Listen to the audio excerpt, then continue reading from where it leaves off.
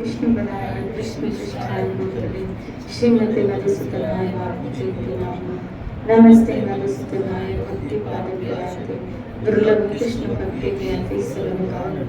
हरे कृष्णा कृष्णा कृष्णा हरे हरे हरे राम युगायतं निमिषेण चक्षुषा प्राविशित्यं शून्यं जगत्सर्वं गोविंदो गृहाणि। इस श्लोक में महाप्रभु चैतन्य ने जो राधा भाव भावित होकर वर्णन आया है कि इस श्लोक में एक लीला भी दर्शाई गई है, एक लीला भी बताई गई है, स्थिति भी बताई गई है और वहां भी लीला का भी वहां यहाँ वर्णन है। स्थिति क्या है कि मुझे ये जग भगवान के बिना कैसा लग रहा है, शून्य। एक बात यहाँ है, सुना है ऐसे या ऐसे भक्तों के जीवन में पाया है या ऐसे शास्त्रों में भी पढ़ा गया है कि जैसे जैसे भक्त प्रौढ़ होता जाता है तब तो ये स्थिति आती है। सिया राम में और ये एक सूत्र पढ़ा गया, कण कण में है भगवान, कण कण में श्री राधे। तो यहाँ तो हर जगह किसकी अनुभूति हो रही, भगवान की। हर जगह में, हर व्यक्ति में, हर वस्तु में ईश्वर की अनुभूति हो रही। तो जहाँ ईश्वर की अनुभूति हो रही है तो यहाँ हमारी विरह के साथ श्री राधे। यहाँ ये जो श्लोक है, मुझे एक क्षण भी आपके बिना एक युग के बराबर लग रहा है। तो आप सोचो, तो क्या यहाँ पे उनकी ऐसी स्थिति नहीं है कि हर घड़ी यहाँ हर जगह भगवान दिख रहे हैं? और अगर दिख रहे हैं तो फिर विरह कैसा, दिख रहे हैं तो फिर विरह कैसा, और अगर विरह है तो क्या फिर वो स्थिति नहीं है? तो फिर ये हाईएस्ट स्थिति कैसे हुई, ये उच्च स्थिति कैसे हुई? श्री राधे कोई बताएगा इसको? मैंने क्वेश्चन अराइज किया। श्री राधे बोले, श्री राधे बोले, क्योंकि गीता में तो कृष्ण ने कहा है उच्च स्थिति का वर्णन करते हुए, वो चंडाल, हाथी, गधे, कुत्ते, ब्राह्मण सब में भगवान देखा, मेरा अनुभव कर रहे, सबने मुझे देखा। तो क्या राधा रानी को ऐसा नहीं दिख रहा था क्या? और अगर ऐसी बात है तो फिर इनके भाव को तो महाभाव कहा गया, हाईएस्ट भाव। इनसे परे तो किसी का भाव है ही नहीं। तो अगर महाभाव ऐसा है कि एक पलक के बिना, पलक गिरी इतना समय मुझे लग रहा है आपके बिना, तो फिर ये क्या है? तो क्या उनको कण कण में भगवान नहीं दिख रहा है क्या? हर जगह नहीं दिख रहा है क्या? हर वहां तो सखियां भी थी, मोर भी थे, तोते भी थे, बंदर भी थे, आज भी हैं वृंदावन में, पहले भी थे और शायद अभी से ज्यादा ही होंगे, और सब भक्त प्रकृति के ही। श्री राधे बोले, तो फिर क्या राधा रानी को उनमें कृष्ण नहीं दिख रहा था क्या? और अगर दिख रहा था तो फिर इनको कृष्ण की विरह अनुभूति क्यों हो रही है? क्वेश्चन दर्शन तो हो रही है, बाकी लोगों को ऐसा डर है, भय है कि इसे पिछोड़ जाएगा, इसलिए शायद विरह दर्शन हो रहे हैं, यानी वो फीलिंग आ रही है कि वे इसमें है परमात्मा। देखो, एक है अणु और एक है विभु भगवान। अणु भगवान और विभु भगवान। जीव मात्र में भगवान की जो अनुभूति उस स्थिति में जाके होती है, वो अणु भगवान के रूप में होती है। विभु भगवान के रूप में तो वो उसके वास्तविक स्वरूप की मुकाबला तो कोई कर ही नहीं सकता, कर ही नहीं सकता। तो विभु के रूप में जब कोई साक्षात्कार करता है, जब कोई उसको देखता है, अब अणु में ही वो आनंद का फील महसूस कर रहा है, हर जगह ईश्वर की अनुभूति करके, तो सोचो जब साक्षात विभु को देख रहा होगा, उस स्वरूप को देख, तो क्या उसके बिना वो रह पा रहा होगा? या उस वक्त वो देखने के बाद जो उसने आनंद फील महसूस किया होगा, उस आनंद को क्या वो छोड़ना बोलो। इसलिए जब उस विभु परमात्मा को जीवात्मा देखती है, या यूं कहो उस जीवात्मा की जो स्थिति है कि जब वो हर जगह ईश्वर की अनुभूति कर रहा है, लेकिन आत्मिक रूप से वो जानता है कि ये अणु आत्मा है, अणु परमात्मा है। आत्मा के रूप में परमात्मा ही विराजित है, लेकिन कैसा? अणु के रूप में, विभू के रूप में नहीं। श्री राधे बोली। और जब उसको समस्त विभूतियों के सहित ईश्वर का साक्षात्कार होता है, इसी तो भोरी सखी कह रही है। भोरी सखी ने कहा, श्री राधे बोली, मुझे बहला रहे हो क्या? मुझे बहला रहे हो क्या? ये प्रसाद देख के मुझे बहला रहे हो क्या? फिर किसी चीज से भी वो भक्त बहलता नहीं, यानी उसको किसी चीज में, अभी भजन क्या रहा था ना, मेरा मन अब नहीं लगता जग की बात में। अब उसका मन किसी चीज में नहीं लग रहा है, किसी बात में नहीं लग रहा है। और जैसे जैसे वो भजन, ये भक्त भजन की मात्रा को बढ़ाता जाता है, क्वालिटी को बढ़ाता जाता है, और उसकी क्वालिटेबल भजन जब होता है, उसका क्वालिटेबल, वो क्वालिटेबल भजन ही एक ऐसा रिजल्ट में आपको खड़ा कर देता है जिसमें ये जीवात्मा को अनुभूति होने लगती है। क्या? कि उसको इस जगत से, वास्तविकता में, भोगों से, क्योंकि भोग और भगवान दोनों साथ साथ नहीं रह सकते, नहीं चल सकते। अच्छा बताओ, भोग कहाँ रहते हैं? इस शरीर में भोग कहाँ? हर इंद्री का तो विषय, श्री राधे बोली, हर इंद्री का विषय तो है भोग, हर इंद्री का विषय है।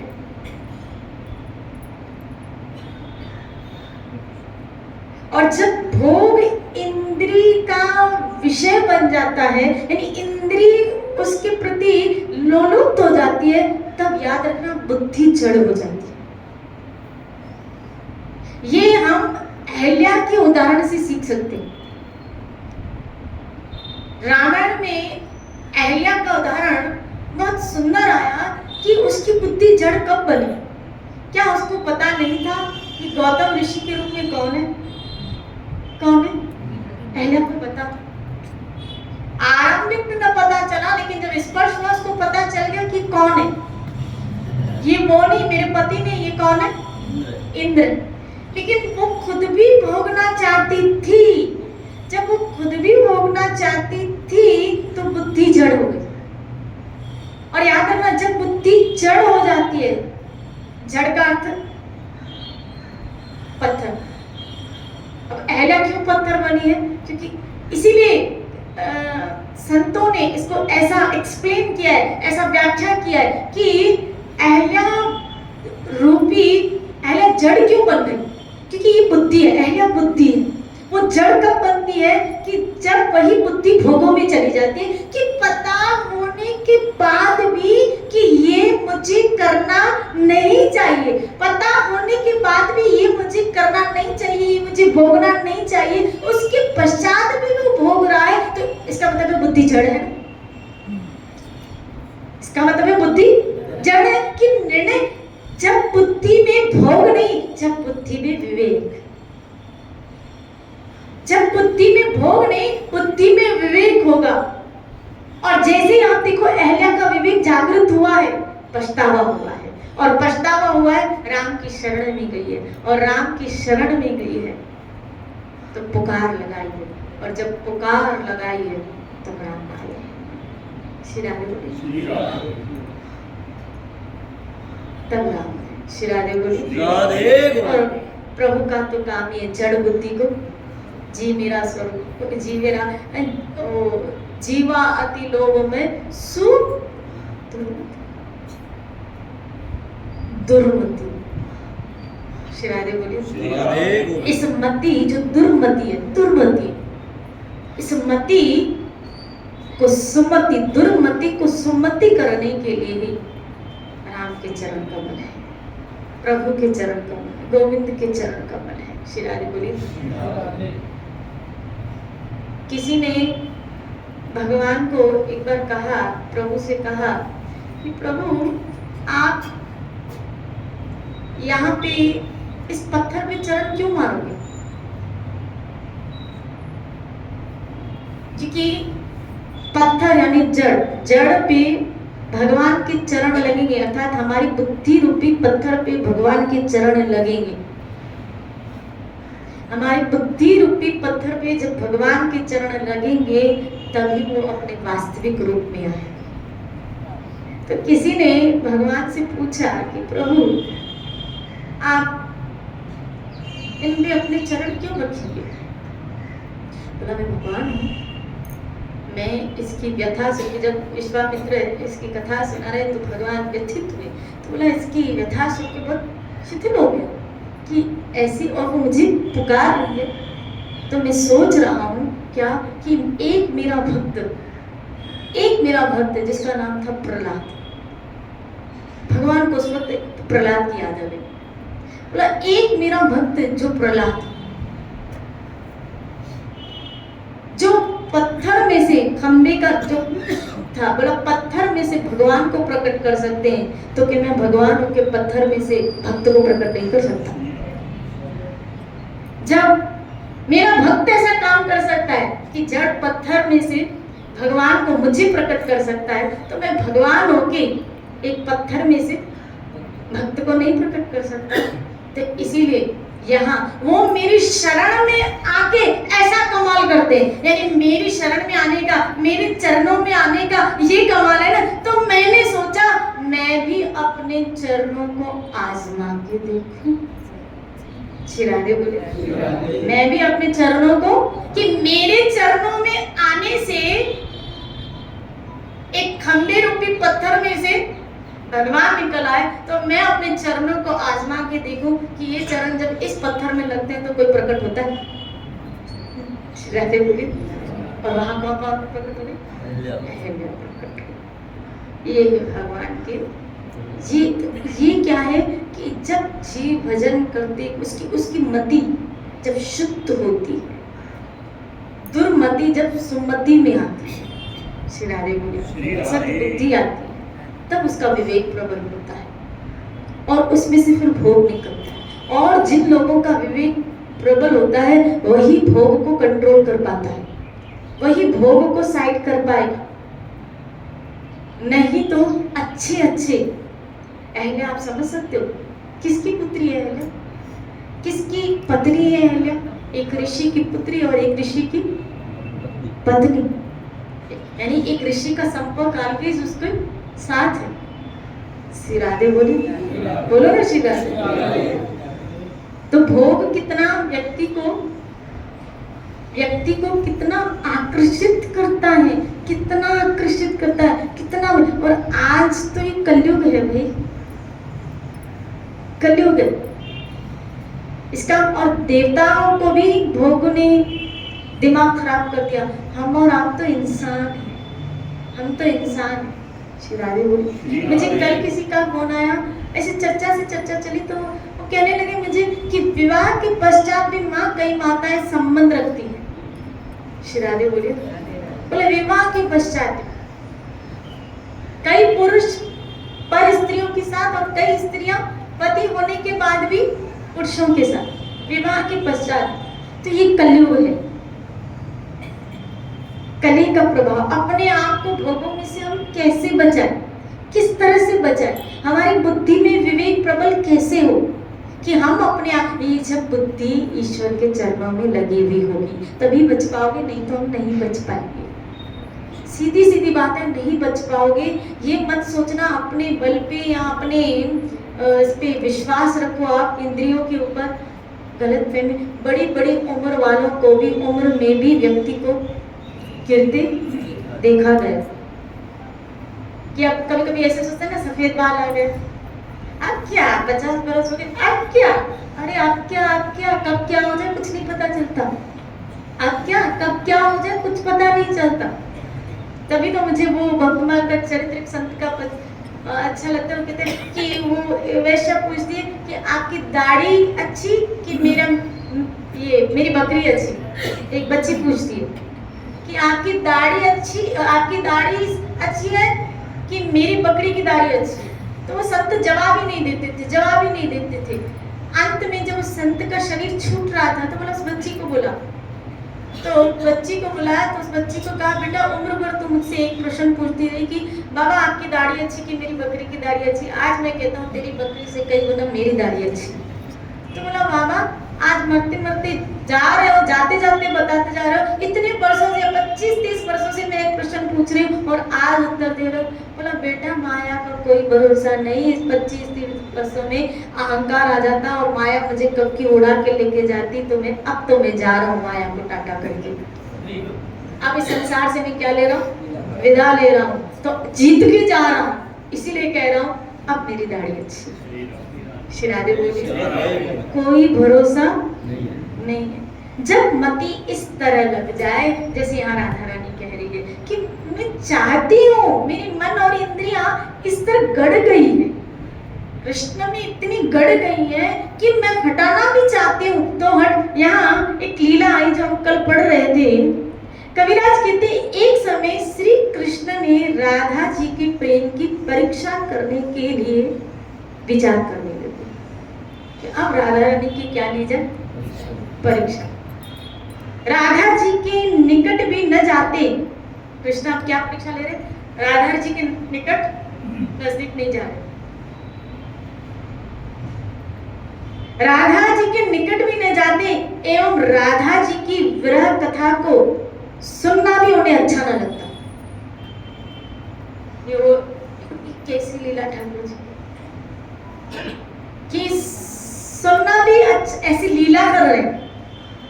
रियल में ऐसी बात, ये राधा रानी के प्रेम की परीक्षा हो रही है क्या कि राधा रानी के निकट भी नहीं जा रहे और वो इनके लिए तड़प रही है, वो भी नहीं बातें सुनना चाहते। और कोई अगर सुना रहा है ना तो बोल रहा है मुझे अच्छा, ये बातें मुझसे मत कहो, ऐसा मुझसे। हालांकि कृष्ण ऐसे नहीं है। फिर लेकिन यहाँ क्या हो रही है? परीक्षा हो रही है। और उस परीक्षा में सामने वाले को ऐसा ट्रीट किया जा रहा है कि देखो अगर मैं इसको अवॉइड करता हूँ, मैं प्यार करूं, अगर वो प्यार करे तो कोई बड़ी बात, मैं अवॉइड कर रहा हूं। ये प्यार कर रही है और मैं अवॉइड कर रहा हूं।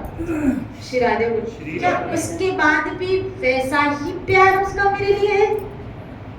वैसी ही तड़प में मैं उसको अवॉइड कर रहा हूं, मैं उसको नकार रहा हूं, मैं उसको देख नहीं रहा हूं, मैं उसकी बातें सुनना, यहाँ तक कि वो के सामने इसकी बातें भी मत कर।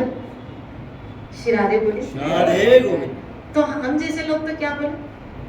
नहीं करेंगे, बाहर में जा, वो अपने रास्ते हो, हम अपने रास्ते। श्री राधे बोली, श्री राधे बोली। राधा जी की विरह कथा भी सुनना आपको अच्छा नहीं लगता। ऐसा भाव वो झूठ मूठ का दिखाने लगे। यह सब देखकर सखियों ने राधा जी से कहा, स्वामिनी आप भी कृष्ण की उपेक्षा कर दीजिए, आप भी छोड़ दीजिए, आप भी अवॉइड कीजिए। वो आपको अवॉइड कर रहा है ना, तो आप भी अवॉइड कीजिए। श्री राधे बोले, बोलो ना श्री राधे। धन्य है प्रेम, प्रेम प्रेम गली अति साकरी।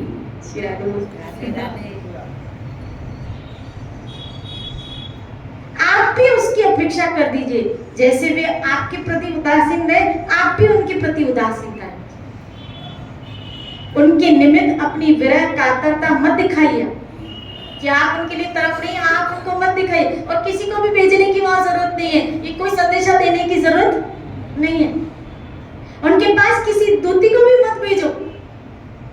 जब आप ऐसा करोगी ना, तभी अपने आप देखना कृष्ण खींचे चले आए। वे आपके बिना रह ही नहीं सकते, हम जानती हैं।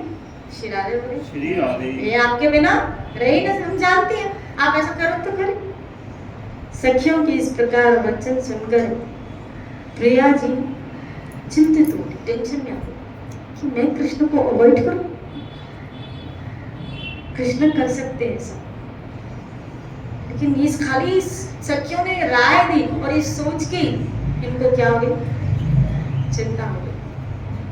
राधा जी का हृदय तो अति निर्मल है, उसमें कृष्ण प्रेम के अतिरिक्त तो कुछ है ही नहीं।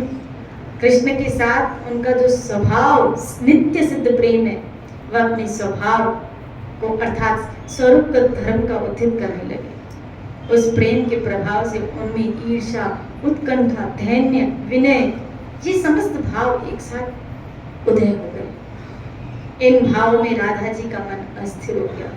तब वे सखियों से कहे, मैं चाहूंगी तो ऐसा नहीं कर सकती। उनमें इतनी विनम्रता आ गई राधा रे, जब सखियों ने ऐसे कहा, यहाँ बताया कि उनमें एक साथ दैन्य, उत्कंठा, विनय, ये सब लक्षण एक साथ प्रकट हो गए। और एक साथ जब ये लक्षण राधा जी में प्रकट हो गए कि जब ये खाली सुना कि कृष्ण को अवॉइड करो, राधा जी तुरंत महाप्रभु भाव भावित होके आगे का श्लोक बोलते हैं, आश्लस्य वा पादरातम पिनष्टो मद दर्शन मराहत करोति यथा तथा वा विद्धातु लंकतो मद प्राणास्तु सर्व। इसकी चर्चा कल इस पे चर्चा करेंगे कि अब राधा रानी को जब सखियां इस तरह कह रही तो राधा रानी इसके उत्तर में क्या जवाब दी। जय जय